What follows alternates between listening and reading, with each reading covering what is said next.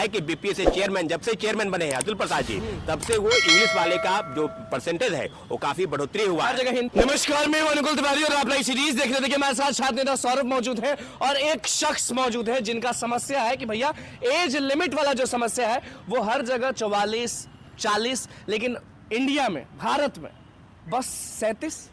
हाँ, यही तो मेरा कहना है कि जो बीपीएससी है हमारा वो अधिकतम उसमें 37 दिया हुआ है और अदर स्टेट जो है अपने उम्र सीमा में बढ़ोतरी किया है, कहीं 40 है, कहीं 42 है, जैसे तेलंगाना में 44 किया गया है। अधिकतम उम्र सीमा का मतलब होता है कि जनरल का जो उम्र सीमा होता है वो 37 है जी। तो अगर यहीं पे अधिकतम उसमें 40 किया तो जनरल की उम्र सीमा होगी, तो उसमें अलग से जो ओबीसी का 300 वर्ष की छूट है वो जुड़ जाएगा, SC/ST का 5 साल का है वो जुड़ते जाएगा। जो अदर स्टेट यही किया है, जैसे आपको मान लेते हैं कि अभी छत्तीसगढ़ हाल फिलहाल में छत्तीसगढ़ ने उम्र सीमा में बढ़ोतरी किया है, तो उसी तरह हम चाहते हैं कि बीपीएससी में भी उम्र सीमा में अधिकतम उम्र सीमा की बढ़ोतरी की जाए। क्या लगता है कब से चिल्ला रहे हैं और कोई सुन नहीं रहा है इस चीज को? ये हमको लगता है कि 1.5 साल से हम लोग चिल्ला रहे हैं और आज तक कोई सुना नहीं। हम लोग तो मुख्यमंत्री के भी पास गए थे, उनका भी आदेश। नीतीश कुमार के पास गए थे आप? जी। क्या तो, मिल पाए कि नहीं? हाँ, मिले एक बार नहीं 55 बार मिले और उनको आवेदन भी दिया। उन्होंने कहा कि ठीक है तुम लोग का मांग जायज है, मिल जाएगा, लेकिन अभी तक जो है हम लोग का मांग पूरा नहीं हो पाया। देखिए आपका एज क्या हो रहा है? मेरा एज अभी 40 हो गया है। तो अब तो कोई चांस नहीं? कोई चांस। और अगर बढ़ गया तो चांस? हाँ, बढ़ गया तो फिर चांस मिलेगा 3 साल। चलिए आप पर आएंगे। बहुत मसले हैं, हर मसले को लेकर छात्र नेता सौरभ आप सामने आते हैं। ये नया मसला है कि बहुत पुराना मसला है? ये देखिए, ये मसला आपको बता दें इस चैनल के माध्यम से कि मसला लगभग 1 वर्ष से, पिछले साल अक्टूबर में हम लोगों ने मिले थे। हम लोग गए थे माननीय मुख्यमंत्री जी से 11 अक्टूबर के दिन, जयप्रकाश नारायण की जन्म जयंती की तारीख एकदम याद रखें। बिल्कुल हाँ। और उस दिन मुख्यमंत्री जी ने स्पष्ट कहा था कि देश के तमाम राज्य अगर बढ़ाए हैं तो निश्चित रूप से बढ़ना चाहिए। और मैं आपको पूरे दावे के साथ उस दिन बैठक भी हुई एक अन्य मार्ग में। मुख्यमंत्री जी ने अपने सलाहकार को, अपने सदस्यों को और जो बड़े अफसर है उनको बुलाकर कहा कि अगर तमाम स्टेट बढ़ाया तो बिहार में बढ़नी चाहिए। नीतीश कुमार बैठक किए थे इस चीज को? बैठक किए थे। इसके गवाह हैं राष्ट्रीय अध्यक्ष जेडीयू के ललन सिंह जो सांसद भी हैं मुंगेर के, और दूसरे कई विधायक और मंत्री वहां मौजूद थे। खासकर अशोक चौधरी जी को इसका जिम्मा दिया गया था। तो तमाम बिंदुओं पर अगर हम चर्चा करेंगे तो पिछले 1 वर्ष से लगातार हम लोगों ने, अब पिछले बार सदन में भी कई लोग सदस्य, प्रेमचंद मिश्रा जी हो, चाहे CPI-ML के विधायक संदीप सौरभ जी हो, या कई विधायक इनको उठाए थे प्रश्न कि बिहार में भी ऊपरी उम्र सीमा की बढ़ोतरी की जानी चाहिए सिविल सेवा को लेकर। विधानसभा या विधान परिषद दोनों सदन में उठाया गया। लेकिन अगर बात मुख्यमंत्री जी के पास है और मुख्यमंत्री जी इसको ऑर्डर दे चुके हैं, DOPT में कार्मिक विभाग में इसका फाइल तक बन चुका है, जब फाइल बन चुका है और कोई अफसर अधिकारी उसको दबा कर रखा ठंडे बस्ते में, ये कौन है?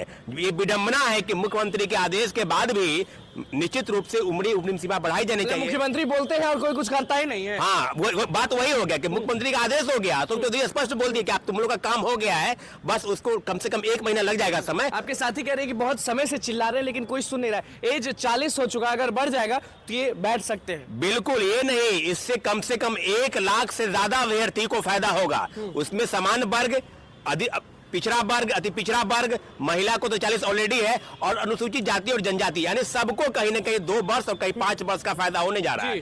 तो मुझे लगता है कि माननीय मुख्यमंत्री जी को देश के तमाम राज्यों ने अगर अपनी उम्र सीमा में बढ़ोतरी की है, कहीं किसी ने 40, कहीं 42, 44 हो गया तेलंगाना में, और तेलंगाना ने 44 किया है, तो बिहार अन्य राज्यों की अपेक्षा अभी भी सबसे कम है। तो ये मुख्यमंत्री जी के आदेश के बाद भी अगर फाइल अटका पड़ा है, इसका मतलब स्पष्ट है कि अफसर अधिकारी की कितना बोलबाला है। मैं आपको बता दूं कार्मिक विभाग में ये फाइल रखा हुआ है और इस पर मंत्रणा भी हुई है, कई बार हुई है कि बीपीएससी की ऊपरी उम्र सीमा बढ़ाई जानी चाहिए, परंतु अभी तक नहीं बढ़ पाया है। तो आपके चैनल के माध्यम से हम इस बात की पुष्टि करते हैं, मुख्यमंत्री जी से आग्रह करते हैं कि सर, देश के तमाम राज्यों ने अगर ऊपरी उम्र सीमा की बढ़ोतरी की है तो बिहार में भी बढ़ना चाहिए, क्योंकि इसे सीधे सीधे 1 लाख से ज्यादा छात्र जो कोविड काल के दौरान जो अस्तव्यस्तता थी, शैक्षणिक माहौल खराब था, लोग अपने जीवन मरण के लिए सोचते थे, लोग किस तरह से पलायन कर रहे थे, तो तमाम चीजों पर अगर आप बात तो निकल गया, उम्र तो निकल गया, तो उम्र तो निकल गया, जैसे जैसे लोग परीक्षा में बैठे, लेकिन परीक्षा की जो तैयारी थी उसमें कहीं ना कहीं कमी रह गई। तो मुझे लगता है कि बिहार सरकार को इस तरह के फैसले,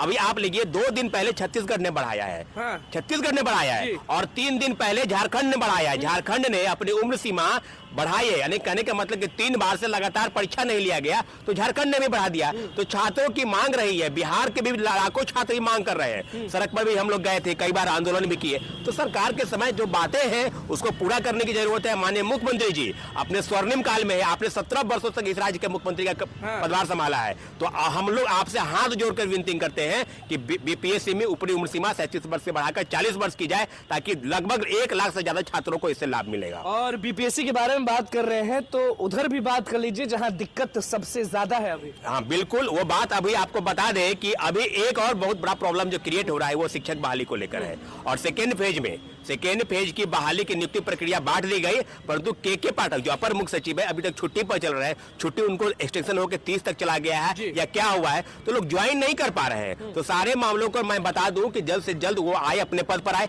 अगर वो नहीं भी आते हैं तो कोई नए लोग को नियुक्त किया जाए मुख्यमंत्री जी की तरफ से। लेकिन इतना जरूर है कि सेकेंड फेज की बहाली में भी काफी गड़बड़ी हुई है, इसको ठीक करने की जरूरत है। विषय वाला क्या चीज है? हाँ, एक विषय आपको बता दें हम, जिसके लिए काफी छात्रों के पास मेरे पास फोन आते हैं, कॉल आते हैं कि बीपीएससी ने हिंदी भाषा के जो छात्र हैं, खासकर हिंदी भाषी जो मीडियम जिनका हिंदी है, वो पिछड़ रहे हैं। पिछड़ किस लिए रहे हैं? आप अगर याद करेंगे तो 56 से 59 उस समय में हिंदी भाषी के लोग काफी ज्यादा मात्रा में पास किए थे। उनका अगर परसेंटेज निकालेंगे तो संख्या काफी रही है, परंतु उसके बाद 1.0 में नहीं है। मैं सिविल सेवा नहीं, मैं सिविल सेवा की बात कर रहा हूं। और आज उसके बाद 60 से 62वीं, 63वीं, 64वीं, 65वीं, 66वीं, 67वीं और आज 68वीं, लगभग 6 परीक्षा उसके बाद हो गए।